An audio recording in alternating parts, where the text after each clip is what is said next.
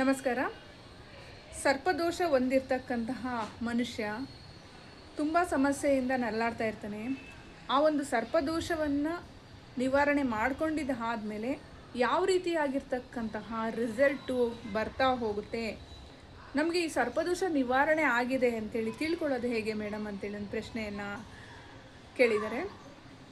ನೋಡಿ, ಅದಕ್ಕಿಂತ ಮುಂಚೆ ಇನ್ನೊಂದು ವಿಷಯ ಹೇಳೋದಿದೆ.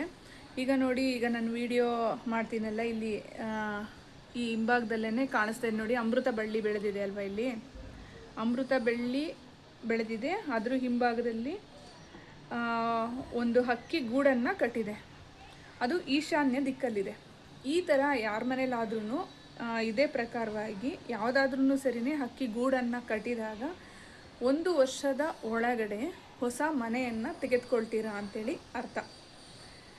ಇದು ಕಡಾಖಂಡಿತವಾಗಿಯೂ ಕೂಡ ಹಾಗೆ ಆಗುತ್ತೆ. ನೀವು ಚೆಕ್ ಮಾಡಿ ನೋಡಿ.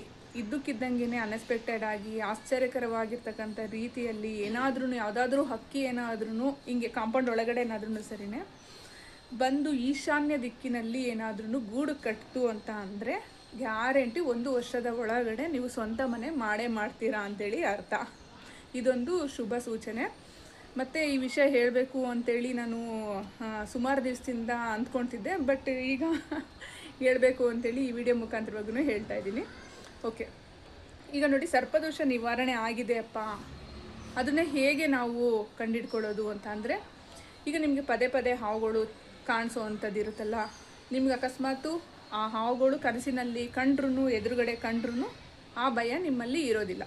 ಸರ್ಪದೋಷ ನಿವಾರಣೆ ಆಗಿದ್ದಾದಮೇಲೆ ಈಗ ಅರಿಶಿಣ ಸಂಜೀವನಿ ಎಲ್ಲ ಕೊಡ್ತೀನಲ್ವ, ನಾನು ಕೊಟ್ಟಿದ್ದಾದಮೇಲೆ ಅದ್ರ ಪ್ರೊಸೀಜರ್ ಪ್ರಕಾರವಾಗಿ ಯಾರೆಲ್ಲ ಕಂಪ್ಲೀಟಾಗಿ ನಾನು ಏನು ಹೇಳ್ತೀನೋ ಅದನ್ನು ಚಾಚು ತಪ್ಪದೆ ಮಾಡಿರ್ತಾರೋ ಅಂಥವ್ರಿಗೆ ರಿಸಲ್ಟು ಬರ್ತಾ ಹೋಗುತ್ತೆ. ಅರ್ಧಂಬರ್ಧ ಮನಸ್ಸಿಟ್ಕೊಂಡು ಅಪನಂಬಿಕೆಯಿಂದ ಏನಾದರೂ ಮಾಡಿದರೆ ರಿಸಲ್ಟ್ ಬರುತ್ತೆ, ಬರಲ್ಲ ಅಂತಲ್ಲ, ಅದು ತುಂಬ ತಡ ಆಗುತ್ತೆ.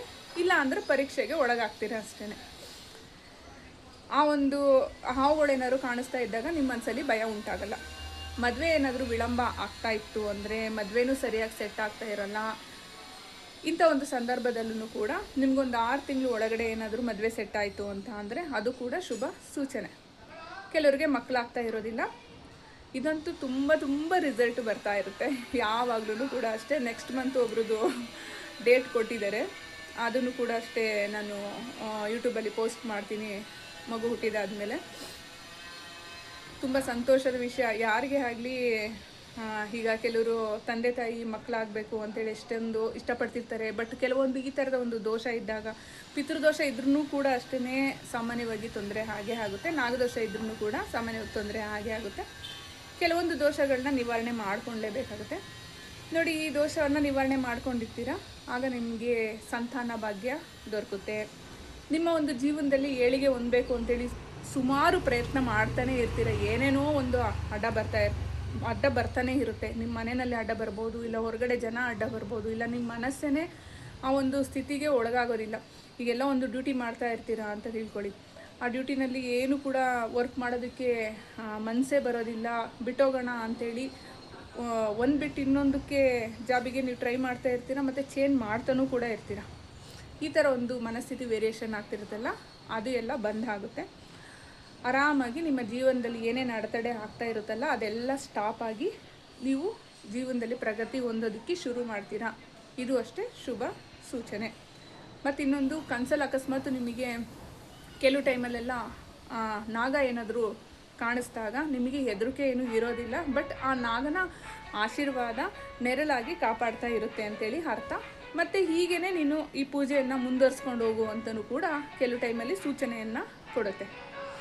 ಆ ಒಂದು ಧೈರ್ಯ ಮನಸ್ಥಿತಿ ಎಲ್ಲ ನಿಮಗೆ ಆಟೋಮೆಟಿಕ್ಕಾಗಿ ಬರುತ್ತೆ. ಮತ್ತು ಇನ್ನೂ ಕೆಲವರಿಗೆ ಈ ಸರ್ಪದೋಷ ನಿವಾರಣೆ ಆದಮೇಲೆ ಚರ್ಮ ರೋಗ ಏನಾದರೂ ಇತ್ತು ಅಂದರೆ ಅದನ್ನು ಕೂಡ ಅಷ್ಟೇ ಕಾಲಕ್ರಮೇಣವಾಗಿ ನಿವಾರಣೆ ಆಗ್ತಾ ಬರುತ್ತೆ. ನೋಡಿ, ದೋಷದ ತೀವ್ರತೆ ಎಷ್ಟಿದೆ, ಕಡಿಮೆ ಇತ್ತು ಅಂತ ಅಂದರೆ ಬೇಗ ರಿಸಲ್ಟ್ ಬರುತ್ತೆ. ದೋಷದ ತೀವ್ರತೆ ಏನಾದ್ರು ಜಾಸ್ತಿ ಇತ್ತು ಅಂತ ಅಂದರೆ ಲೇಟಾಗಿ ರಿಸಲ್ಟ್ ಬರ್ತಾ ಹೋಗುತ್ತೆ. ನಿಮ್ಮ ಭಕ್ತಿ, ನಿಮ್ಮ ಒಂದು ಮನಸ್ಸಿನಿಂದ ತೋರುವಂತಹ ಒಂದು ಪ್ರೀತಿ ಆಗಿರ್ಬೋದು, ಮಾನಸಿಕ ಪೂಜೆ ಆಗಿರ್ಬೋದು, ಶ್ರದ್ಧೆ ಆಗಿರ್ಬೋದು, ಅದೆಲ್ಲದನ್ನು ಕೂಡ ಅಷ್ಟೇ ರಿಸಲ್ಟ್ ಕೊಡ್ತಾ ಹೋಗುತ್ತೆ. ಹೀಗೆ ಈ ಥರದ ಒಂದು ಸಮಸ್ಯೆ ಬಗೆಹರಿತಾ ನಿಮಗೆ ಶುಭ ಸೂಚನೆಗಳೆಲ್ಲ ಸಿಗ್ತಾ ಹೋಗುತ್ತೆ. ಹಾಗಂತ ಈ ಒಂದು ಪೂಜಾ ವಿಧಾನದಾಗಲಿ ಮತ್ತು ಆ ದೇವರು ನಿಮಗೆ ನೆರಳಾಗಿ ಕಾಪಾಡಿಕೊಂಡೆಲ್ಲ ಒಳ್ಳೇದು ಮಾಡ್ತಾ ಇರ್ತಾರಲ್ಲ, ಅದನ್ನು ಮರಿಬಾರ್ದು. ಮನುಷ್ಯ ಸಾಮಾನ್ಯವಾಗಿ ಕಷ್ಟದಲ್ಲಿದ್ದಾಗ ಆ ದೇವರು ಈ ದೇವರು ಆ ಮನುಷ್ಯರು ಅದು ಇದು ಅಂತೇಳ್ಬಿಟ್ಟು ಓಡಾಡ್ತಾ ಇರ್ತಾರೆ. ಅದೇ ಸುಖ ಬಂದಾಗ ಎಲ್ಲದನ್ನೂ ಮರ್ತ್ಬಿಡ್ತಾರೆ. ಇದು ಎಲ್ಲರ ಲೈಫಲ್ಲೂ ಕೂಡ ಅನುಭವ ಹಾಗೇ ಇರುತ್ತೆ.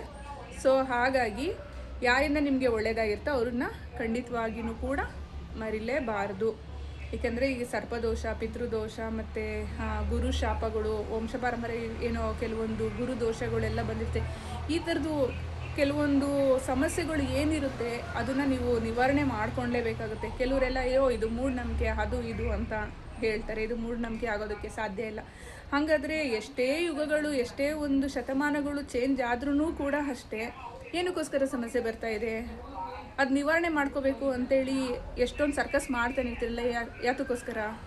ಹೌದಲ್ವಾ? ಕೆಲವೊಂದನ್ನು ನಂಬಬೇಕಾಗುತ್ತೆ, ಕೆಲವೊಂದೊಂದನ್ನು ನಂಬಬಾರ್ದು. ಯಾವುದು ನಂಬಬೇಕೋ ಅದನ್ನು ಮಾತ್ರ ನಂಬಬೇಕಾಗುತ್ತೆ. ನೋಡಿದ್ರಲ್ಲ, ಸರ್ಪದೋಷ ನಿವಾರಣೆ ಆದಮೇಲೆ ಈ ಥರದ ಕೆಲವೊಂದು ಶುಭ ಸೂಚನೆಗಳು ಸಿಗ್ತಾ ಹೋಗುತ್ತೆ.